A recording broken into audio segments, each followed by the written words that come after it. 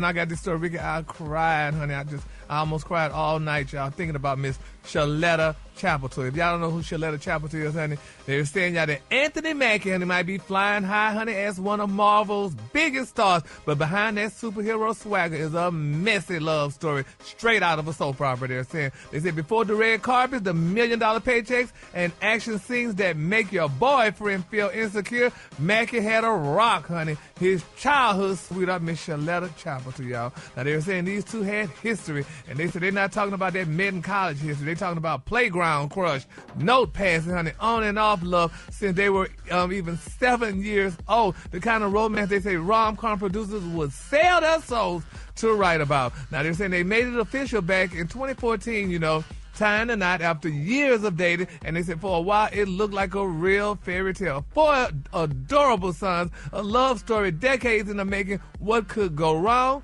Well, y'all, this is what went wrong, honey. According to MTO, they're saying that they split, y'all, back in 2018, but sources close to Miss Sheletta paint a deeper, messier picture. They say while, honey, Mackie was grinding, honey, in the hole-in-the-wall theaters and doing indie projects nobody's mom had heard of, Miss Sheletta, honey, was the one holding it together.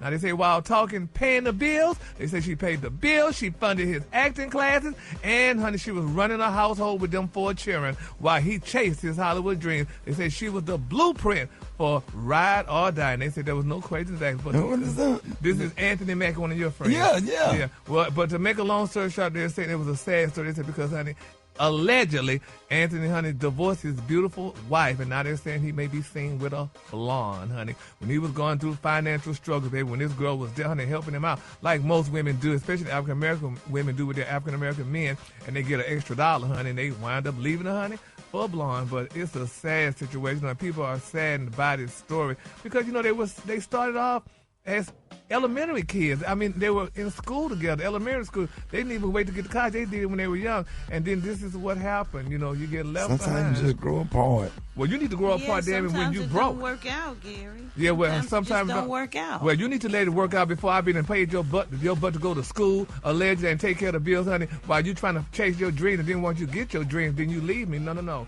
That don't, no. And that for a white woman. That's what they said, honey. So I'm like, no. So I know sometimes it don't work out. Who is they?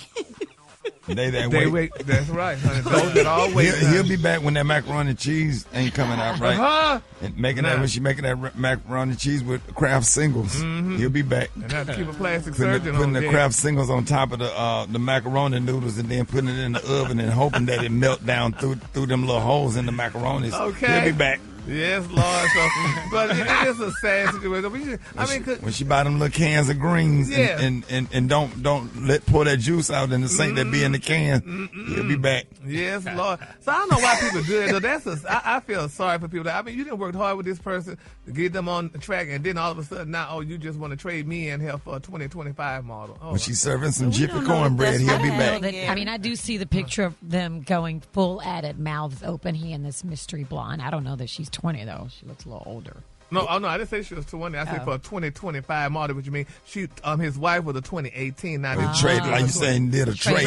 Exactly. Traded so, okay. Yeah. So, but anyway, we're going to keep her lifted up in our prayers. She don't mix that spaghetti, them noodles with the spaghetti sauce all in the pot together like black people. Nah. He'll be back. He'll be running back to New Orleans, honey. But anyway, let's continue to keep our parties lifted up in prayer, honey. Moving on in other celebrity news, y'all. Oh, my God, Nene is finally speaking out, y'all. They're saying after much speculation, Nene Leakes has responded, honey, to the rumors that she would be returning to film, y'all, season 17 of The Real Housewives of Atlanta. She said, quote, they have never offered me to return. She said, good luck to the season 17 character. She said, we'll be watching. That's what Nene wrote in her Instagram page.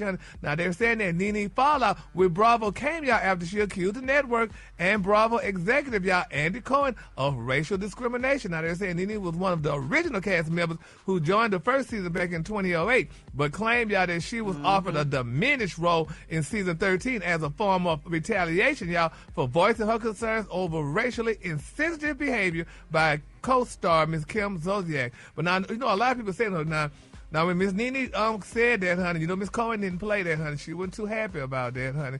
So they said she made the statement that she would never be able to come back, y'all. But they're saying in April of 2022, the former Bravo celebrity, honey, filed lawsuit against Bravo, NBC Universal, and Co. Y'all alleging that they fostered a racially hostile work environment and retaliated against her for speaking out, honey.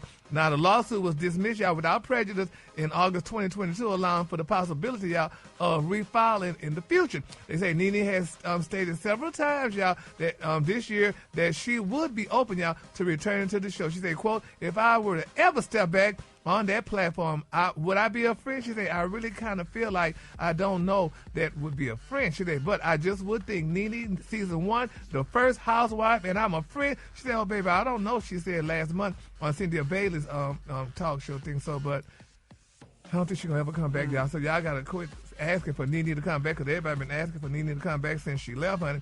But Miss Cohen, I'm like, So she's not doing it. So, but Nene has her own talk show now. Once you like Sue and stuff, I think that down.